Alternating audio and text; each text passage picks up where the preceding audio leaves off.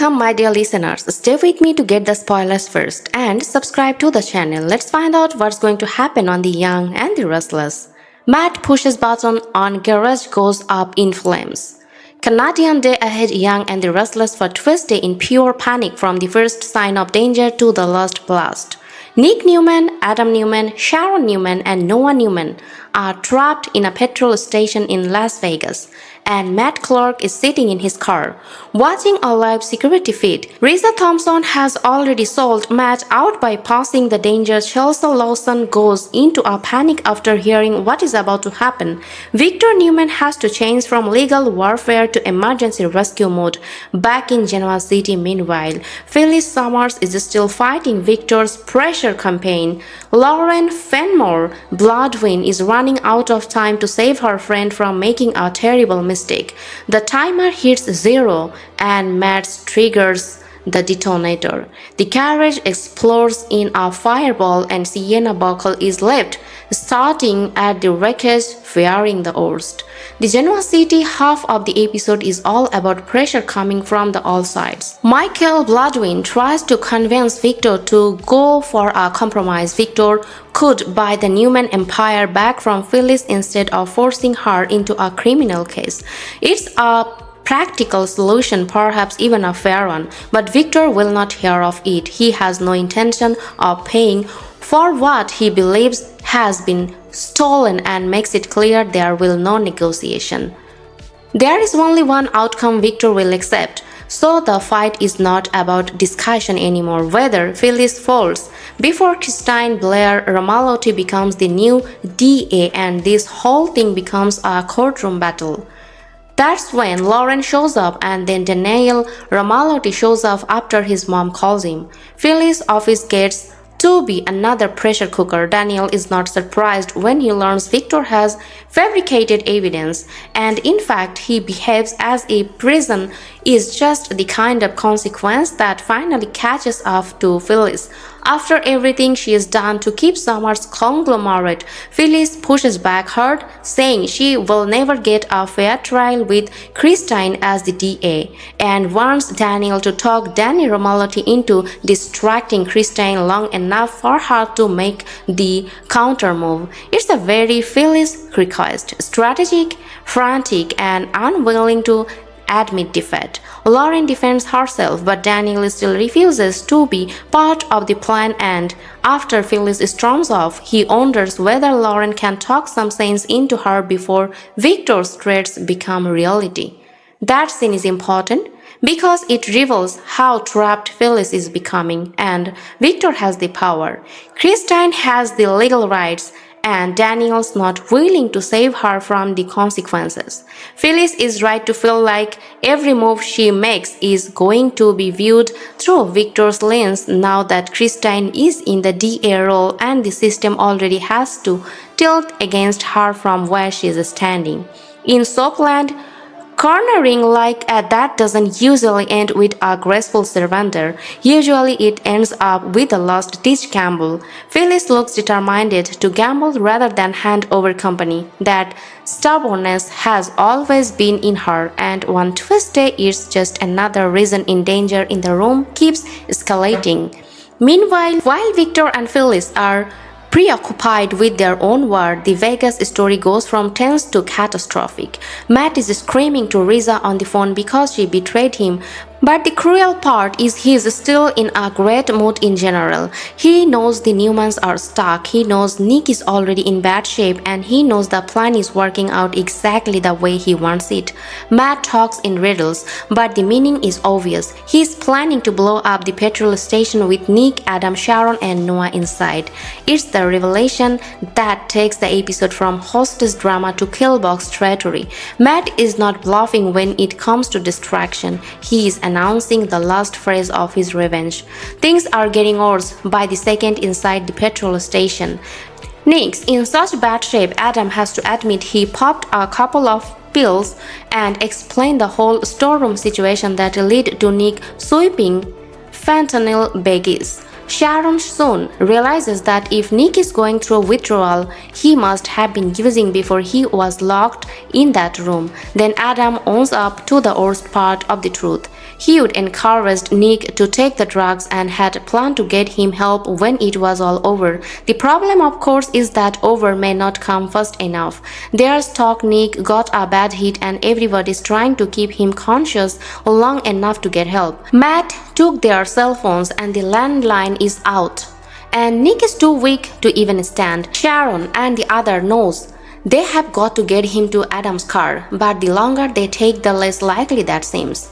This is where the story gets particularly brutal. The audience has already seen Nick's downward spiral with drugs in the days leading up to this, and the recap makes it clear it wasn't some random accident.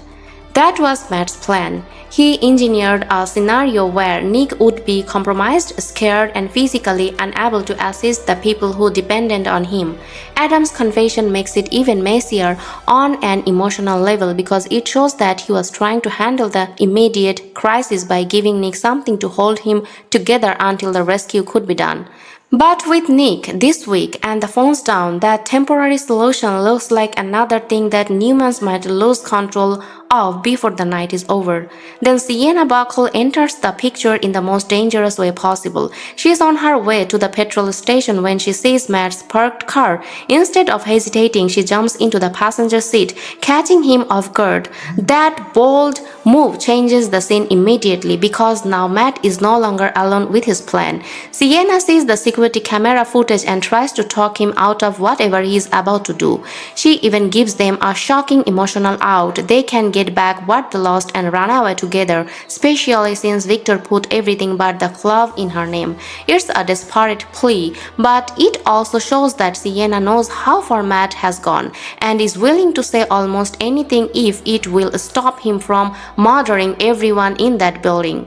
That offer doesn't work. Matt figures Sienna's only trying to save her boy toy, Noah, and that belief is enough to set him into hard action. He is hard enough, he decides, and he presses the switch. The petrol station becomes a fireball within seconds, and the blast blows through the carriage where the Newmans remain. The blast isn't just dramatic, it's the realization of everything Matt has been threatening through the phone calls, the riddles, and the surveillance feed. He has finally crossed the line from sadistic gloating to open distraction, and the distance between this vehicle and the building is now no longer a factor, as a fireball does all it talking for him. What's so powerful about that moment is it tries off every thread of the Vegas story in one horrible instant. Nick cannot move, he is too weak. Sharon is trying to keep him awake. Noah is lost in the nightmare. Adam is racing the clock. Sienna is trying to stop the man she knows is about to make everything far worse. When Matt hits the button, all those efforts are secondary to the blast. This is the kind of scene we expect so viewers to remember because it's not just a stunt. It's the moment when all the lies, all the rescue attempts, all the desperate phone calls suddenly mean less than a fireball in the distance. The emotional fallout begins with Sienna's reaction. The spoilers say she fears the worst, and that's understandable. She's just seen Matt choose distraction over mercy. But the story also offers hope that she will soon hear some good news, indicating that the explosion is not the end of the rescue. Maybe someone got out? Someone might have lied long enough to carry on the story. It matters that relief is there because it preserves the next layer of drama. If they would all been lost in the blast, then that's the story. Instead, the episode feels constructed to leave Sienna terrified and shaken, then briefly relieved before the long aftermath starts. That aftermath fits right back into the Genoa City storyline, with Phyllis still refusing to fold.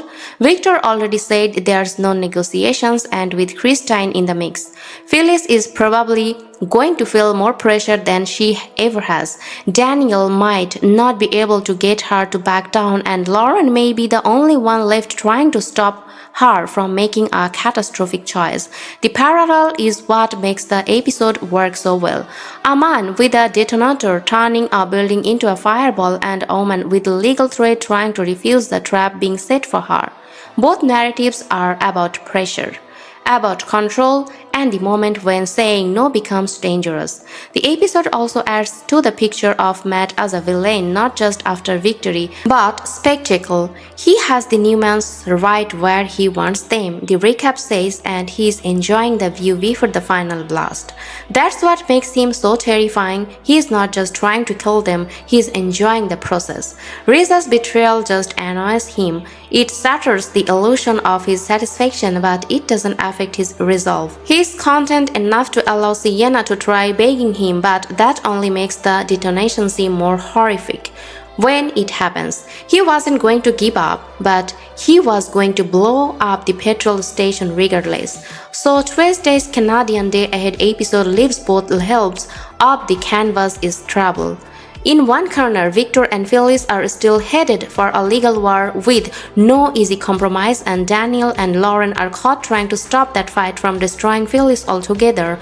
On the other, Matt's explosion has turned the Las Vegas garage into a fireball. Sienna has risked everything to stop him, and the fate of Nick, Sharon, Adam, and Noah hangs in the smoke.